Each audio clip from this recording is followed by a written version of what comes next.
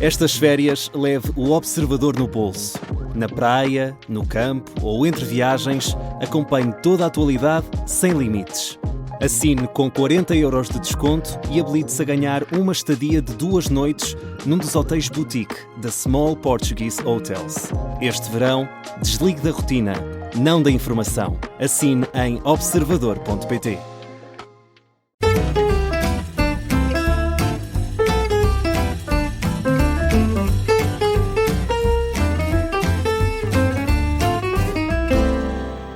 Olá e seja bem-vindo. Esta é a História das Histórias. O meu nome é João Paulo Sacadura e quem nós vimos aqui para ouvir é Jorge Adolfo Marques, historiador, professor e mestre em Arqueologia, que hoje nos começa a falar do Museu Municipal de Severo do Voga, um museu que acabou de celebrar uma década. Olá Jorge, bem-vindo. É verdade, olá João Paulo.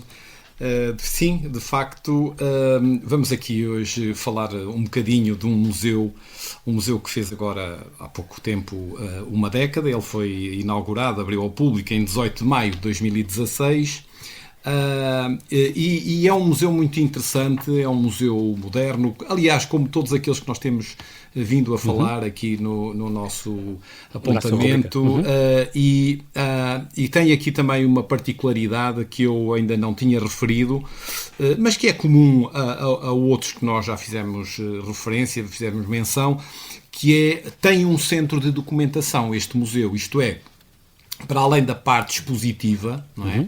E para além do acervo que tem, digamos, em reserva e que não é exposto, tem também um centro de documentação que vai reunindo informação relativa ao seu território, ao território de Severo do Voga. Pode ser útil para estudantes, para professores, para curiosos, investigadores mais interessados. Investigadores, portanto, tem um centro de documentação muito interessante e que merece também aqui menção.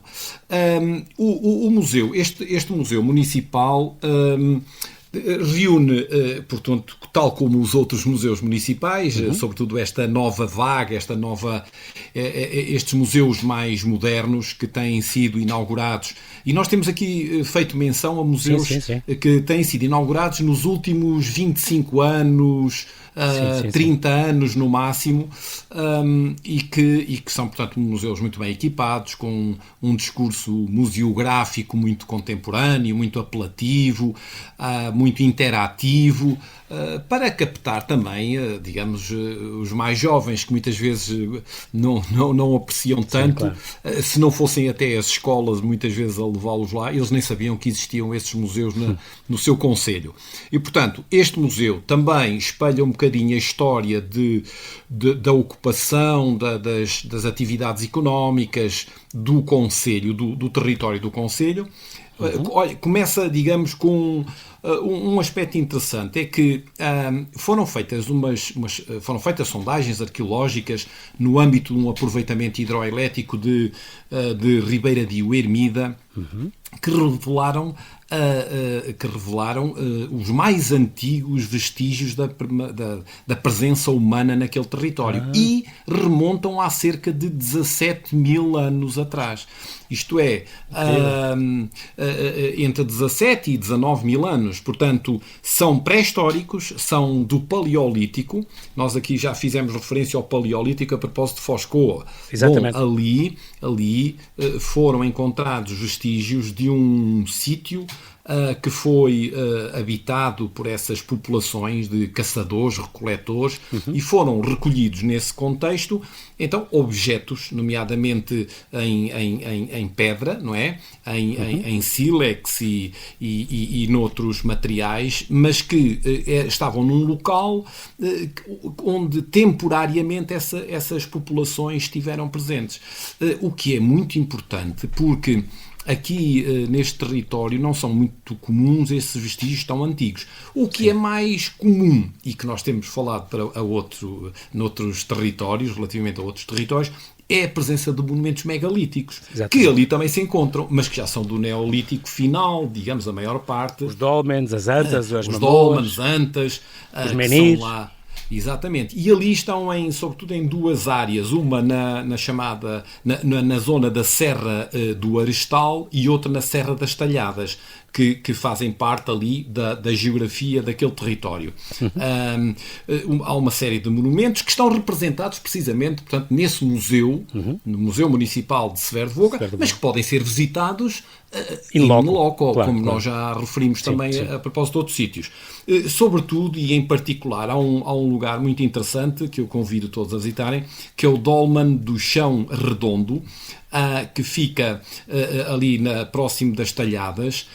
Portanto, o acesso é muito fácil, porque pela A25 chega-se lá muito facilmente. E depois sai-se ali no chamado Nó das Talhadas, e há placas indicativas, enfim, para quem seguir essa informação, ou então por GPS chega lá muito, muito bem. Este dolmen até tem gravuras, não é?